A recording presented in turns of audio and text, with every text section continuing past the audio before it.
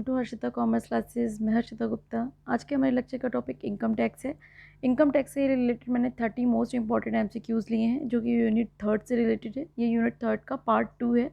Unit third को मैंने 2 parts में कवर किया है। पार्ट 1 में ऑलरेडी अपलोड कर चुकी हूँ एंड ये पार्ट 2 है। चलिए अपने लेक्चर को स्टार्ट करते हैं। ये पार्ट जो है वो हमारे पूरा डिडक्शन पे बेस्ड है कि कितनी डिडक्शन मिलती है हमें ग्रॉस टोटल इनकम में।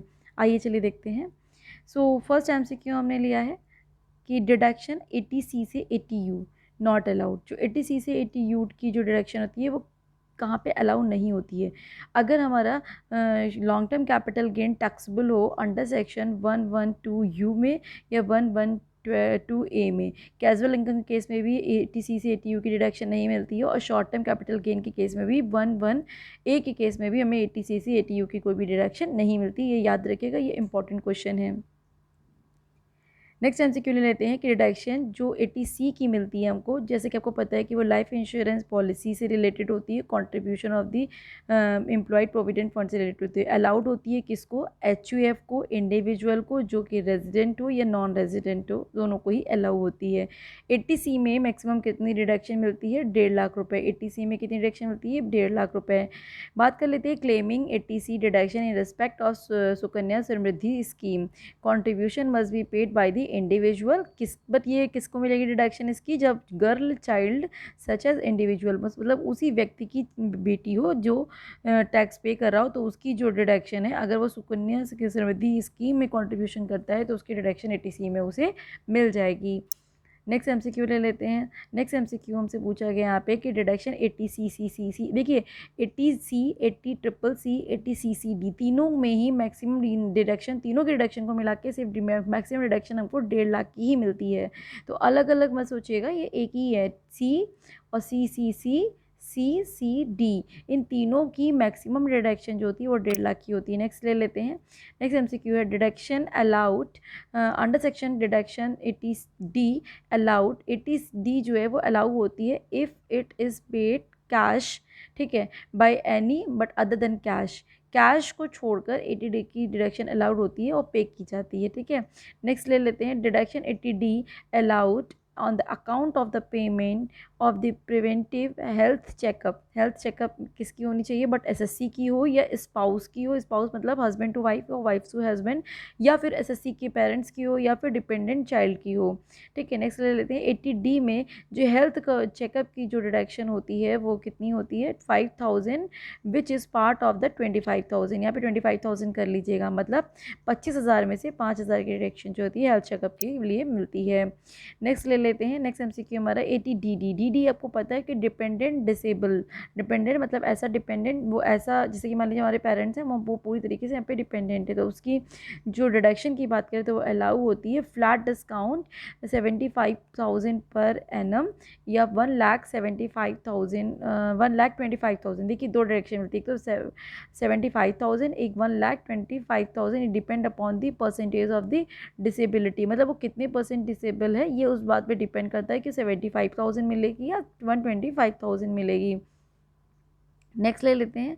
नेक्स्ट एमसीक्यू हमारा the deduction under section DD the person shall be known as survival disability of he is disability more than 80%। अगर मोर देन 80% होगा सो उसको हम क्या कहेंगे? सो अगर मोर देन 80% होगा तो उसको सर्वाइवली डिसेबल कहेंगे, ठीक है। सो नेक्स्ट ले लेते हैं। It under section deduction under section 80EE is related to the education. Education से रिलेटेड जो डिडक्शन होती है and account of the interest हमें किसकी डिडक्शन मिलती है इसकी? इसमें लोन की नहीं मिलती है। जो हायर एजुकेशन के लिए लोन लेते हैं, लोन पे जो इंटरेस्ट पे कर रहे होते हैं उसकी डिडक्शन हमको मिलती है 80E में। 80E में जो डिडक्शन अलाउ होती है लोन की वो कितनी अलाउ होती है? तो एनी अमाउंट, जितना भी इंटरेस्ट हम पे करेंगे उस पूरे इंटरेस्ट की, कितनी भी अमाउंट का इंटरेस्ट हो उस पूरे अमाउंट की डिडक्शन हमको 80E में मिलेगी। E फॉर एजुकेशन, याद रखिएगा।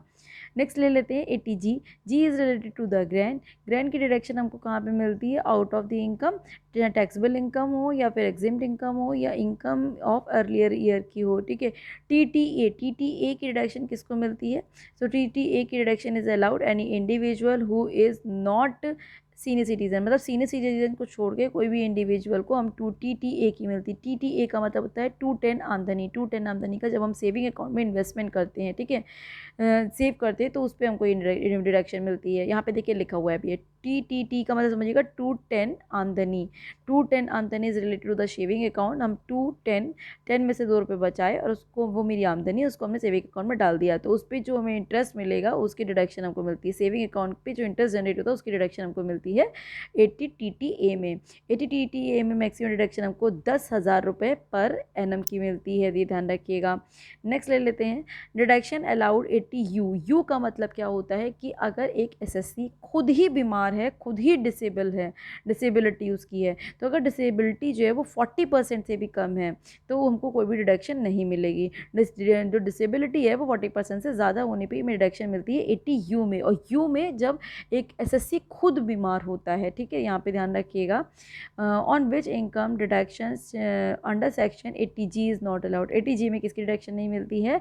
80G में लॉन्ग टर्म कैपिटल गेन की डिडक्शन नहीं मिलती। हाउस प्रॉपर्टी, सैलरी और ये मिलती है, but long term capital gain की डिडक्शन 80G में नहीं मिलती है। नेक्स्ट ले लेते हैं। नेक्स्ट MCQ हमारा है कि mister Rajat is completely blind, वो ब्लाइंड है। तो देखिए आप, मिस्टर रजत जो है वो कम्प्लीटली ब्लाइंड है। He is avail deduction. अब 80U में वो एसएससी भी हैं और ब्लाइंड भी हैं, खुद ही डिसेबल हैं, और वो 80% एक तरीके से ब्लाइंड है, तो ऑब्वियस है इनकी डिसेबिलिटी 80% है, तो उनको 1,25,000 तक की डिडक्शन 80U में मिलेगी। 80U याद रखिएगा। 80E की जो डिडक्शन है किससे रिलेटेड होती है? In relation to the interest on loan for the higher education paid. Loan पे नहीं मिलती, ध्यान रखिएगा। लोन पे जो इंटरेस्ट पे किया था है उस इंटरेस्ट की डिडक्शन हमको 80E में मिलती है।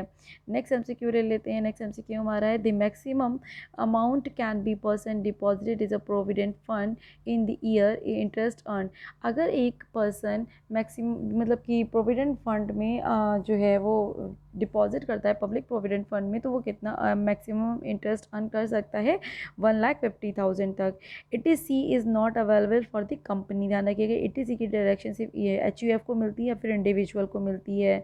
80G is allowed. 80G जो होती है, G related to the grant, grant is related to the donation, अनुदान जिसे कहते हैं ना, हिंदी में ग्रांट को कहते हैं अनुदान, मतलब दान, ऐसा समझिए। जी अनुदान, अनुदान रिलेटेड टू द दान, दान से रिलेटेड जो भी डिडक्शन होगी वो हमें 80G में मिलेगी। नेक्स्ट ले लेते हैं कि मिस्टर जो ए हैं उन्होंने 75,000 रुपीज़ उनको रेंट जो है वो पर मंथ पे करते हैं। ध्यान रखिएगा मिस्टर ए जो है वो 77,000 रुपीज़ पर मंथ रेंट पे करते हैं। एंड हिज एडजस्टेबल इनकम, उनकी एडजस्टेबल इनकम 3,80,000 है। He is also in receipt HRA, उनको HRA भी मिलता है।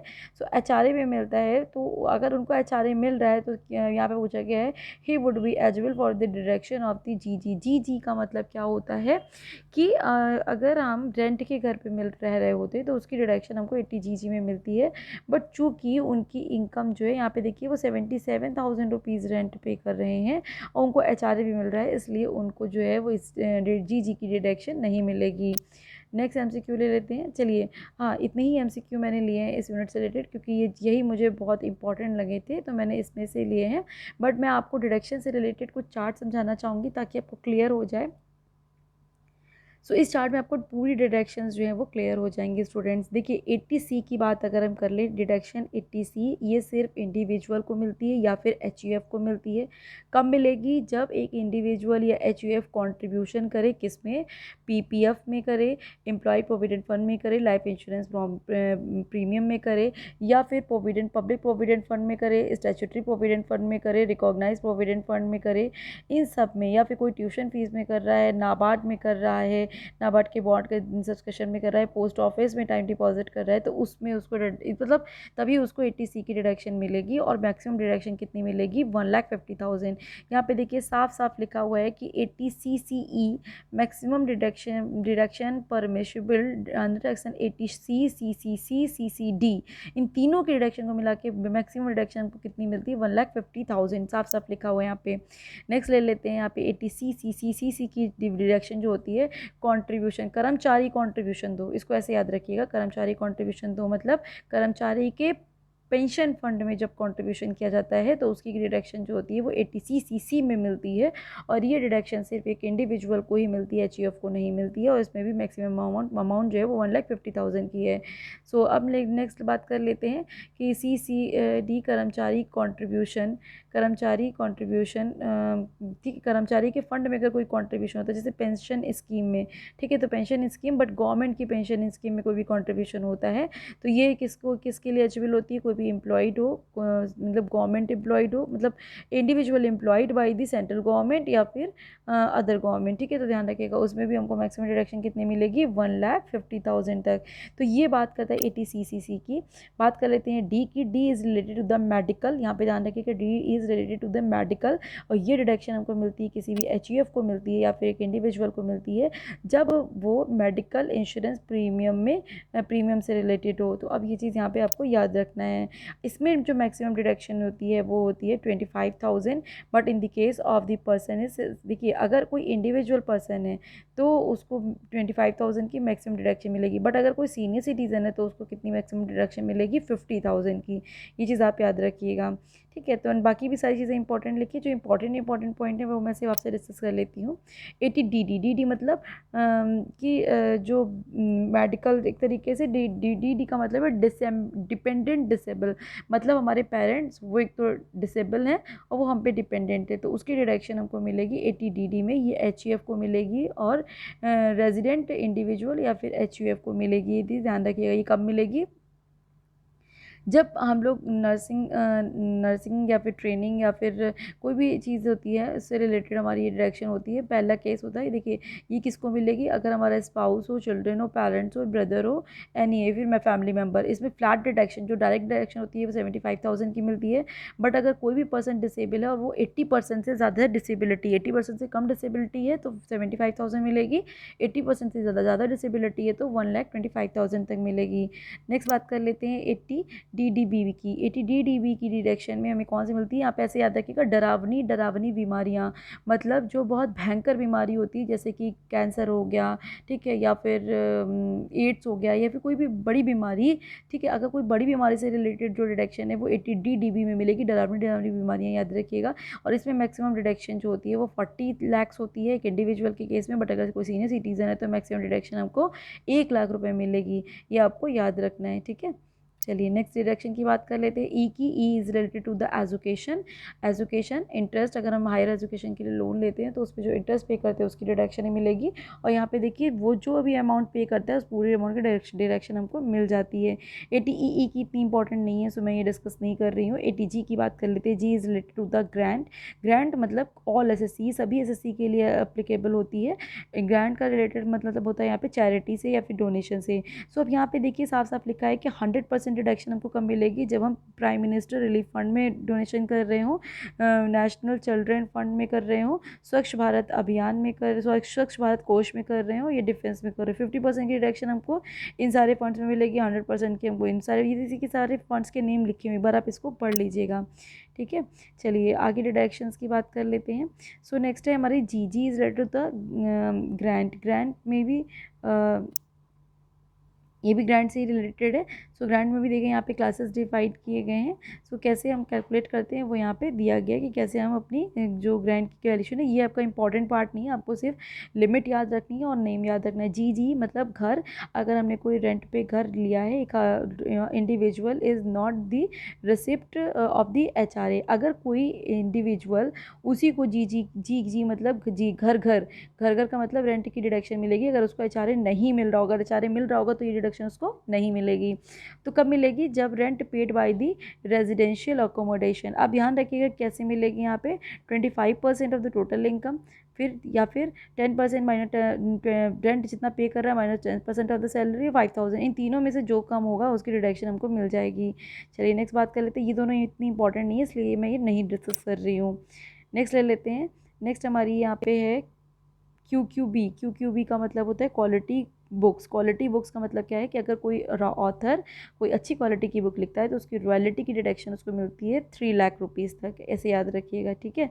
नेक्स्ट ले लेते हैं TTA। TTA मतलब 210 आमदनी। अगर 210 एक इंडिविजुअल हो, चाहे HUF हो या फिर कोई भी रेजिडेंट हो, सीनियर सिटीजन हो, अगर वो इंटरेस्ट सेविंग अकाउंट में डिपॉजिट करता है, उस पर जो इंटरेस्ट मिल रहा होता है उस पर उसको मैक्सिमम डिडक्शन 10,000 की मिलती है, ठीक है। तो ये याद रखिएगा। यू भी याद रखिएगा। You is very very important. अगर कोई रेजिडेंट डिसेबल हो जाता है, क्या, अगर कोई रेजिडेंट डिसेबल हो जाता है तो उस केस में डिडक्शन ATU में मिलती है, और ATU में फ्लैट डिडक्शन मिलती है 75,000 की। बट अगर उसकी डिसेबिलिटी मतलब सर्वाइवर डिसेबिलिटी है, मतलब किसी दूसरे पर पूरी तरह से डिपेंडेंट है, तो उसको कितनी मिलेगी, 1,25,000 तक मिलेगी। चलिए ये बात कर ली मैंने। अब इसी यूनिट में मैं ये बात कर लेती हूँ कि कंप्यूटेशन ऑफ टोटल इनकम कैसे करते हैं। जैसे कि हमने आपको पहले ही बताया, सबसे पहले हमारा काम क्या होता है जब भी हम कंप्यूटेशन करते हैं कि एक SSC के हमें क्या करना है, टोटल इनकम को कैलकुलेट करने के लिए हमको उसका रेजिडेंशियल स्टेटस पता होना चाहिए। अगर वो रेजिडेंट होगा तभी तो हम उसकी टोटल इनकम पे टैक्स को कैलकुलेट करेंगे।